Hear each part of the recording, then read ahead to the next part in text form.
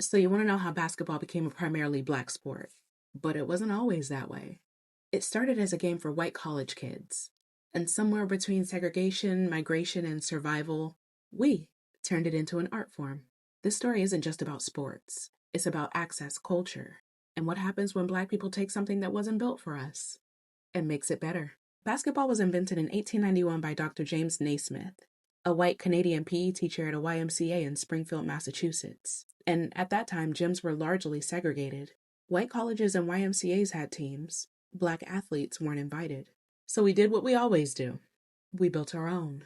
By the early 1900s, black colleges like Howard, Hampton, Tuskegee, Lincoln, they were forming their own basketball programs. And by the 1920s, you had the New York Renaissance, the Wrens, and later, the Harlem Globetrotters. These weren't just sideshows, they were powerhouses. The Wrens won over 2,000 games across segregated America. When white teams refused to play with them, they just formed their own league. So while the white world was gatekeeping the sport, black teams were building a culture. Faster, more creative, more community-driven, before the NBA even existed. After World War II, millions of black families left the South during the Great Migration, heading to cities like Chicago, Detroit, Philly, LA. We didn't have access to country clubs or wide fields. We had concrete, chain nets, and a ball. Basketball didn't need gear or grass, just space. It became the game of the block. Church gyms, schoolyards, community centers. That's where talent grew. In neighborhoods where racism kept opportunity scarce, basketball became one of the few things you could master on your own terms.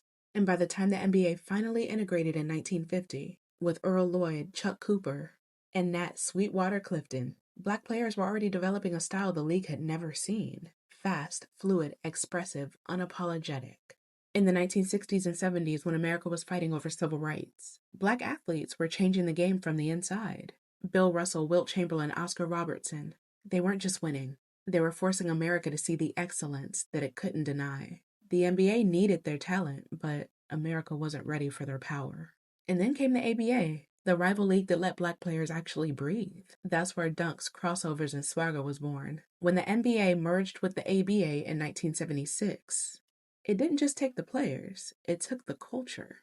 The game went from technical to stylish, from rigid to rhythmic, from strategy to soul. By the 1980s and 90s, basketball wasn't just a sport anymore.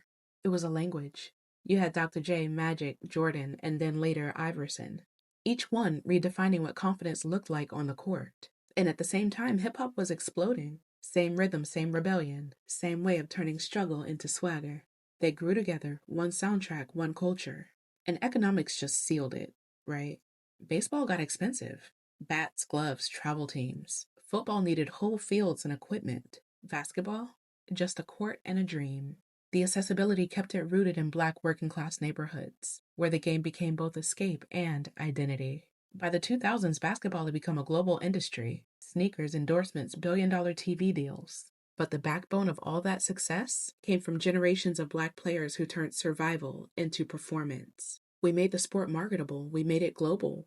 And yet, the power structure, right? The team owners and networks, the agents, still stayed mostly white. So even as the face of the game became black, the control of the game stayed predictable. So no, basketball didn't become a black sport by accident. It became one because exclusion forced innovation, because poverty demanded creativity, because when the system said no, we said fine, we'll make something better. From segregated YMCAs to Rucker Park to the NBA, this wasn't just a takeover. It was a translation. We turned a gym class invention into global art. And that's the blackest story there is.